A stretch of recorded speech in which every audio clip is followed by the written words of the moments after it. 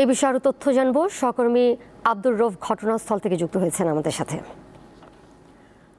রউফ, উদ্ধার কাজ তো চলছে দেখতে পাচ্ছি, সেটি কোন পর্যায়ে রয়েছে? পরিস্থিতি স্বাভাবিক হতে কতক্ষণ সময় লাগতে পারে, কর্তৃপক্ষ কি বলছে? এবং অনেকেই তো প্রাথমিক চিকিৎসা নিয়ে বাড়ি ফিরেছেন যারা আহত হয়েছেন, এখনো হাসপাতালে কতজন রয়েছেন?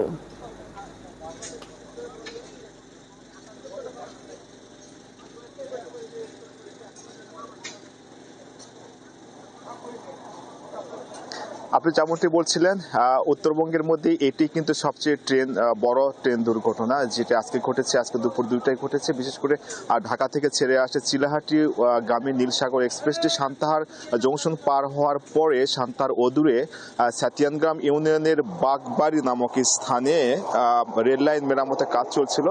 এই সময় মেরামতের কাজ চলছে এমন সময় নীলসাগর ট্রেনের যে চালক ছিলেন সে চালকটি সেই মেরামতের কাজটি খেয়াল না করে এবং মেরামত কর্মীরা বারবার লাল কাপড় উঁচিয়ে ধরলেও চালকদের অসাবধানতার কারণে এই দুর্ঘটনা ঘটেছে। দুর্ঘটনায় আপনার মোট 9টি বগি লাইনচ্যুত হলেও 7টি বগি ব্যাপকভাবে ক্ষতিগ্রস্ত হয়েছে। এর মধ্যে 3টি রয়েছে এসি কামরা।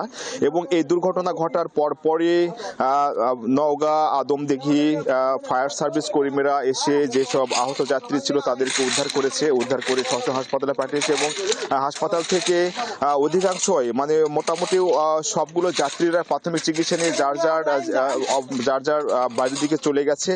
এখন পর্যন্ত হাসপাতালে কোনো রোগীর অবস্থান জানা যায়নি এবং নিহতর কোনো খবর জানা যায়নি। এবং আজকে সন্ধ্যার 7টার পর থেকে ঈশ্বরদী থেকে একটি রিলিফ ট্রেন এবং পার্বতীপুর থেকে একটি রিলিফ ট্রেন এসে দুই দিক থেকে কিন্তু আপনার এখন পিরিয়ড হোক রেগুলার বা হেভি, প্রয়োজন মতো কনফিডেন্স আছে রেডি। Play with confidence.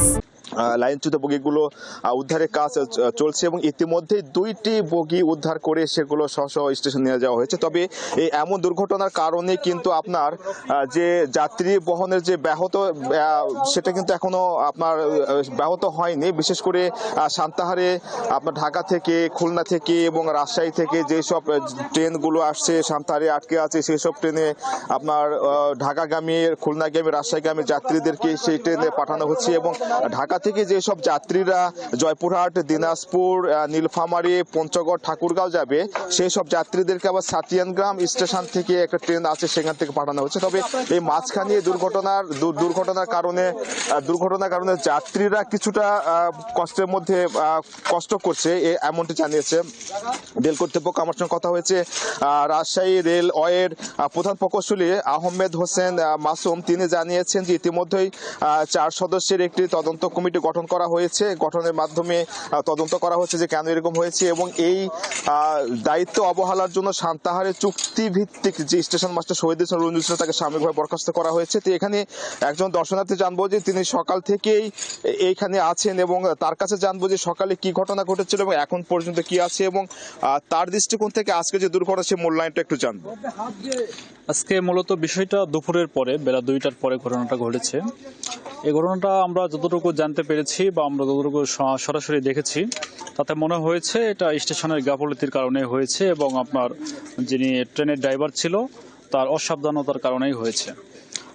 প্রথম বিষয়টা হচ্ছে এখানে আমরা ওয়ম্যানের সঙ্গে কথা বলে জানতে পেরেছি তিনার ভাষ্যমতে তিনারা স্টেশন মাস্টারকে বিষয়টি অবগত করেছিলেন যে আমরা এখানে সংস্কারের কাজ করছি বা এটা আমাদের সময় লাগবে। এই বিষয়টা অবগত করার পরেও এখানে আপনার সান্তাহার স্টেশন মাস্টারের পক্ষ থেকে ট্রেনে কোনো সিগন্যাল দেওয়া হয়নি।